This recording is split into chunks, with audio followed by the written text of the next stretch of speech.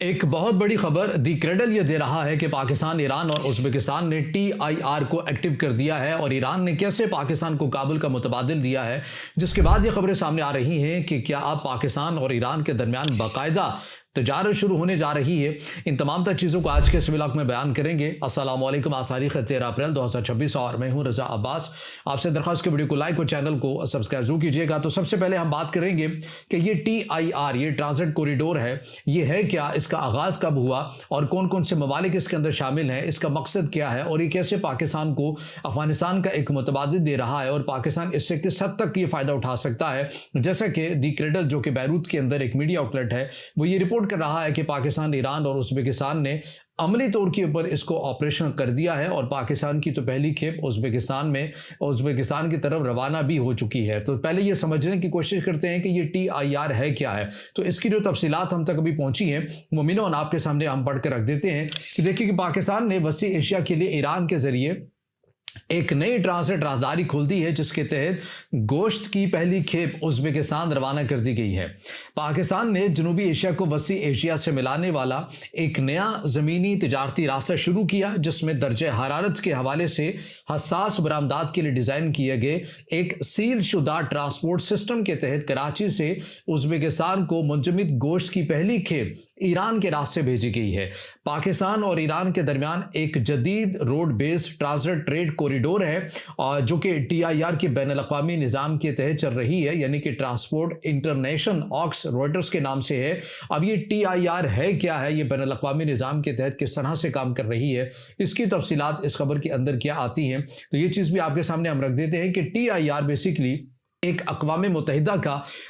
بین الاقوامی کنونشن ہے جو 1975 میں قائم ہوا۔ اس کا مطلب ہے کہ انٹرنیشنل روڈ ٹرانسپورٹ، یہ نظام ٹرکس اور کنٹینرز کو سرحدوں پر آسانی سے گزرنے دیتا ہے۔ ٹرکس کو کسٹمز سیل کر دیا جاتا ہے، جس کی وجہ سے ہر سرحد پر دوبارہ کھول کر چیک کرنے کی ضرورت نہیں پڑتی ہے۔ اس سے ٹرانزٹ تیز ہوتی ہے، سستی اور محفوظ بھی ہو جاتی ہے۔ پاکستان نے 2017 میں اس کنونشن میں شمولیت اختیار کی تھی۔ ایران، ترکی، ازبکستان سمیت 77 ممالک اس کے رکن ہیں۔ 77 کنٹریز اس ایگریمنٹ کے اندر موجود ہیں۔ ٹی آئی آر پاکستان کو وسیع ایشیا، ایران اور یورپ تک زمینی تجارت میں آسانی فراہم کرتا ہے۔ اب اس خیال کا آغاز کب ہوا، اس کی کیا تفصیلات ہیں، یہ بھی میں پڑھ کر آپ کے سامنے رکھ دیتا ہوں کہ ٹی آئی آر کے تحت پاکستان ایران ٹرانزٹ کا آئیڈیا 2017-18 سے فعال ہوا، جب پاکستان نے ٹی آئی آر کنونشن کو جوائن کیا اور ایران کے ساتھ ایم او یو سائن ہوئے۔ تاہم افغانستان کے راستے پر بار بار رکاوٹوں کی وجہ سے اس مخصوص پاکستان ایران ٹرانزٹ کوریڈور کو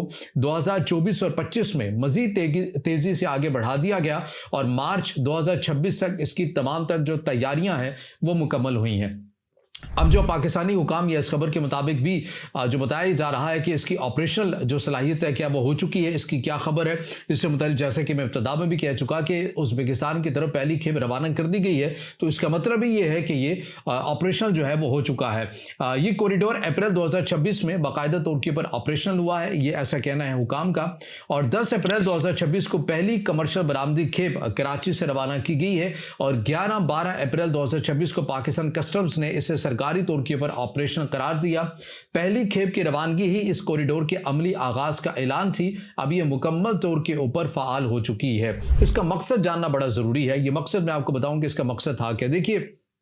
پاکستان نے، خطے کے دیگر ممالک نے، حتیٰ کہ چائنا نے بہت کوشش کی کہ پاکستان کو سینٹرل ایشیا کے ساتھ ہم نے کنیکٹ کرنا ہے اور اس کے لیے سب سے بہترین آسان جو رستہ ہے وہ افغانستان کا، اس میں کوئی شک نہیں، دو رائے نہیں ہے۔ لیکن پاکستان کے جو کنسرن تھے افغانستان کو لے کر، نہ صرف پاکستان کے بلکہ خطے کے دیگر ممالک کے جو کنسرن تھے کہ افغانستان کے سرزمین کے اندر ایسے مسلح جتھے گروہ ہیں جو کہ اس خطے کے لیے اور خود پاکستان افغانستان کے تعلقات میں خرابی پیدا کرنے کے لیے فیکٹر موجود ہے، ان کا خاتمہ اور ان کے اگینسٹ جو کارروائی ہے وہ طالبان رجیم کو کرنی پڑے گی، تبھی یہ معاملات جو ہے یا تجارتی کوریڈور ایسا جو ہے وہ بنایا جا سکتا ہے۔ اور یہ فقط خطے کے ممالک کے پاکستان ہی کے کنسرن نہیں تھے، بلکہ آپ اٹھا کر دیکھ لیجئے اقوام متحدہ کی رپورٹس کو دیکھ لیجئے، امریکی اداروں کی رپورٹ اٹھا کر دیکھ لیجئے، حتیٰ کہ رشین رپورٹس اٹھا کر دیکھ لیجئے کہ انہوں نے افغانستان سے متعلق کیا کچھ کہا کہ یہاں پر کتنی بڑی تعداد کے اندر ایسے جو افراد ہیں وہ موجود ہیں جو خطے کے لیے اور دیگر ممالک کے لیے، پڑوسیوں کے، افغانستان کے پڑوسیوں کے لیے बदअमनी और मुश्किल का सबब बने हुए हैं। तो पाकिस्तान ये चाहता था कि जब तक इनकी सरजमीन के अंदर ऐसे अनासिर हैं, अफगान तालिबान उनके अगेंस्ट को कार्रवाई कर लें, तभी हम एक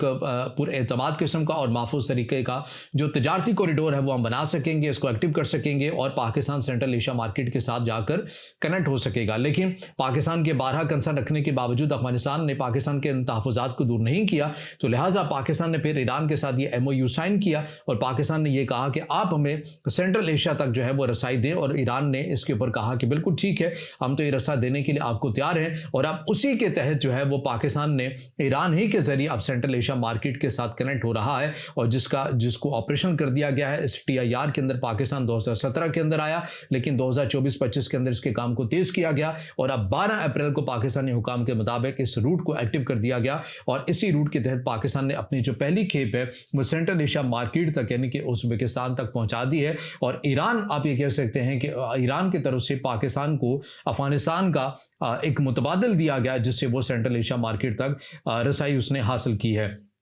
इसके अंदर एक और ज़मीनी तौर के ऊपर मैं ये भी अर्ज़ करता हुआ चलूँ कि जब पाकिस्तान, ईरान और अमेरिका के दरमियान कशीदगी बढ़ रही थी, तो उस दौरान भी आपने ये खबर सुनी होगी कि अमली तौर के ऊपर जंग शुरू नहीं हुई थी, कि ईरान के वज़ारत ख़ारजा की तरफ से आया था कि हम बहुत करीब हैं कि हम अफ़गान तालिबान की हुकूमत को सरकारी सतह के ऊपर एक्सेप्ट कर सकते हैं, लेकिन उसके बाद इस फैसले के ऊपर या इस मामले के ऊपर बिल्कुल खामोशी इख्तियार कर लेगी। और उसमें भी यही बात की जा रही है कि पाकिस्तान ने अपने जो कंसर्न है वो ईरान को पहुँचाया, और ईरान के कंसर्न को देखते हुए पाकिस्तान की तरफ से इस फैसले के ऊपर नजरसानी की गई, और ताहाल अभी तक इसका कोई ऐलान नहीं किया गया। तो एक तो वो चीज़, और एक ये चीज़ कि ईरान की तरफ से मुतबादिल काबुल का जो है वो दिया गया। अब इसके अलावा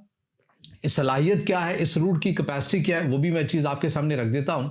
ये कॉरिडोर अभी इब्तदाई मरहले में है। पाकिस्तान ईरान बॉर्डर पर ट्रक्स की गुंजाइश को बढ़ाने के लिए इक़दामात जारी हैं। मुस्तकबिल में रोज़ाना 100 से ज़्यादा ट्रक्स और मुमकिन तौर पर 800 से 1000 तक को हैंडल करने की सलाहियत इसके अंदर पैदा की जा रही है, ख़ास तौर पर रेफ्रिजरेटेड ट्रक्स के लिए। तमाम रास्ते और काम करने का तरीक़ाकार क्या होगा, ये एक रोड ट्रांजिट है जो TIR सिस्टम पर मबनी है, और ट्रक सील्ड हालत में जाते हैं, सरहदों पर आसानी से गुजरते हैं, और इसका मुकम्मल रास्ता स्टेप बाय स्टेप मैं आपके सामने रख देता हूं। नंबर 1, सामान कराची पोर्ट या गवादर पोर्ट से रेफ्रिजरेटेड ट्रक्स में लोड किया जाता है। नंबर 2, ट्रक गवादर के करीब की तरफ जाते हैं और रिमदान बॉर्डर पर पाकिस्तान से ईरान में दाखिल होते हैं। नंबर 4, ईरानी सड़कों से गुजरकर उज़्बेकिस्तान पहुंचते हैं। फाल बॉर्डर पर पॉइंट्स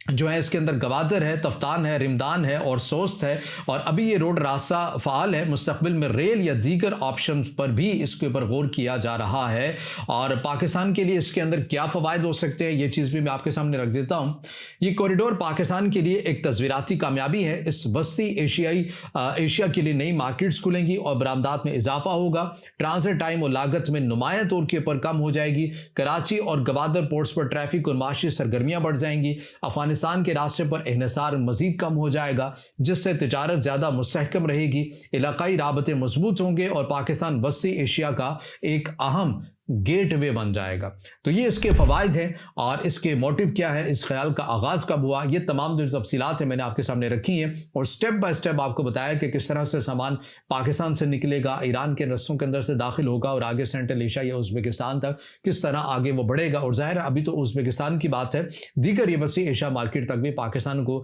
एक अहम, सस्ता और महफूज जो रास्ता है वो मिल चुका है। अभी टैक्स के ज़रिए जा रहा है, और आने वाले दिनों के अंदर ये ममालिक इस बात के ऊपर गौर कर रहे हैं कि ट्रेन के जरिए भी इस रूट को एक्टिव किया जाए, बहाल किया जा सके। तो बहरहाल वो अपडेट्स हैं, चीज़ें हैं